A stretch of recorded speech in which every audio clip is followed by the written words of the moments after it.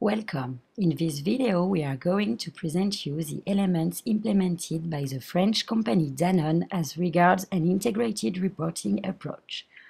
What is IR? What is most important about integrated reporting is to earn the investors' trust and fidelity by informing them better on how the company managed to create value in the long term. An integrated report tends to highlight the strategic trajectory and the business model of the company. What we found important to emphasize is that integrated reporting is based on a framework created by the IRRC. Yet, it's obvious that every company, because of its size and its structure, is different. The framework shall not be scrupulously followed. It should be seen as a guide to implement an integrated approach as best as possible. Then, how does Danone do that? Danone is one of the first French companies to be part of the IRRC pilot program with GDF Suez. It is a multinational food products corporation divided into 4 strategic fields of activity: fresh dairy products, waters, early life nutrition, and medical nutrition. It employs 100,000 people over the world, making a 21 billion annual turnover, including 60% of it outside of its original continent, Europe. Health and sustainable development are a huge part of their sales and marketing strategy.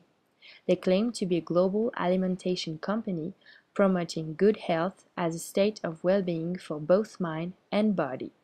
And they are proud to announce a reduction of 42% of their CO2 emission between 2008 and 2014.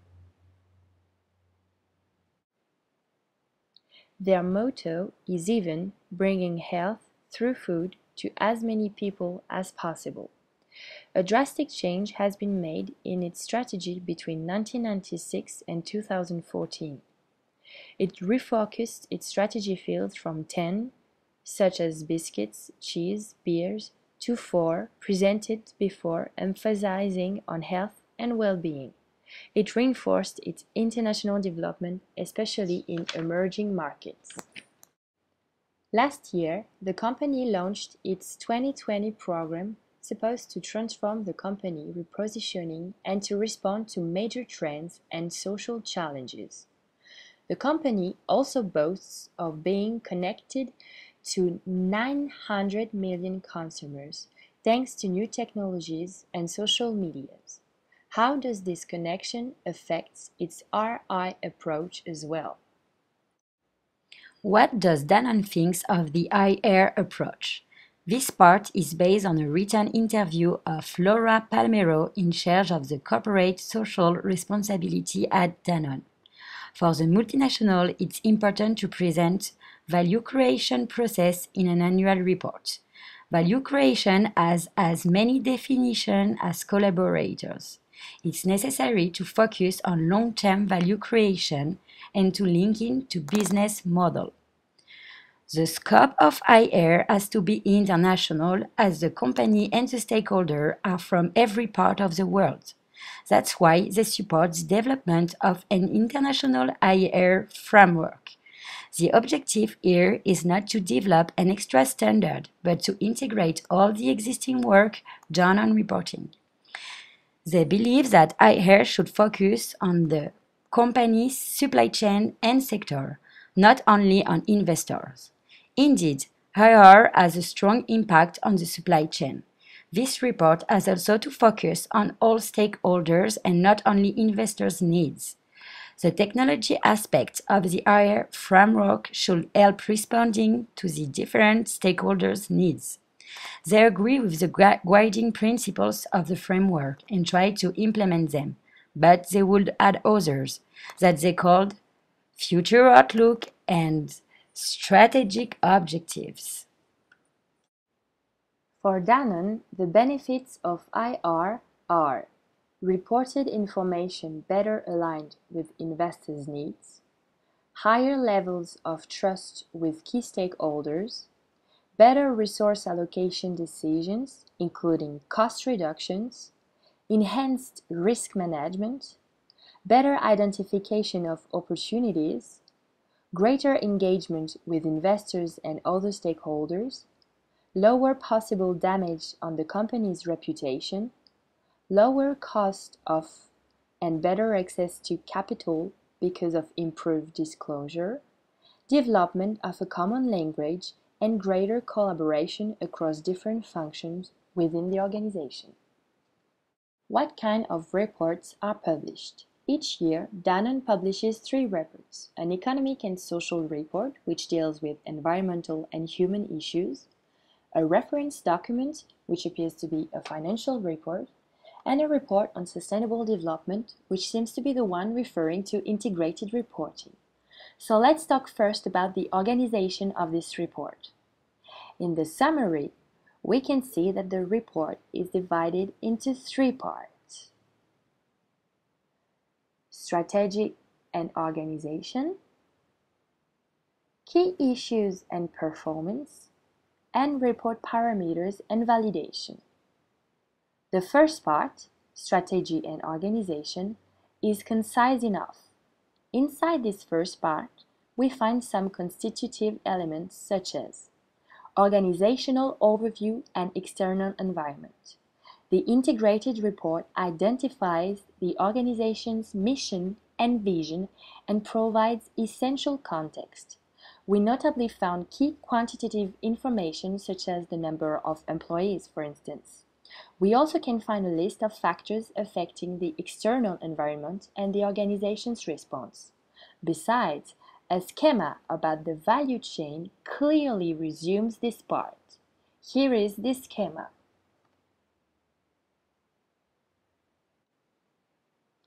This first part of the report also includes another constitutive element of reporting, governance.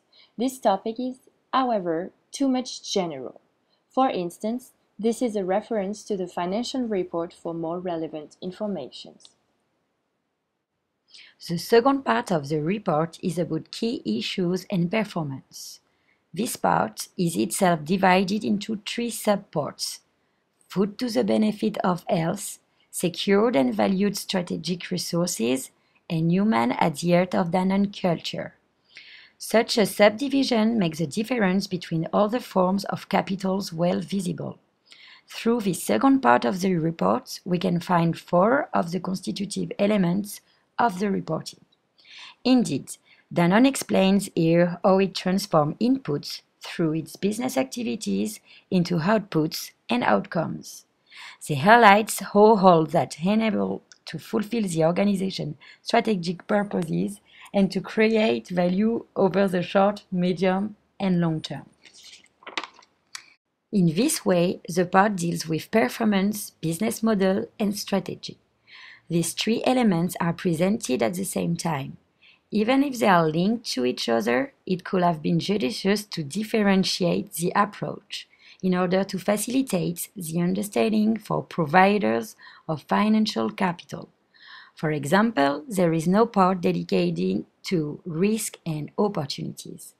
One only finds a solution throughout the text. We can regret that they don't present clearly the issues before offering ideas to address them. Performance and perspectives, for their parts, are well illustrated as we can see throughout this schema. Finally, the third and final part of the document is about report parameters and validation. This part is quite long and very detailed.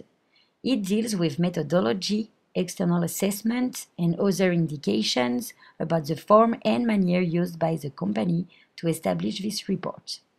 Through this part, Danone explains how data has been selected and how information are quantified and evaluated. At the end of this part, a GRA index is also presented in order to facilitate the reading for the providers of capitals.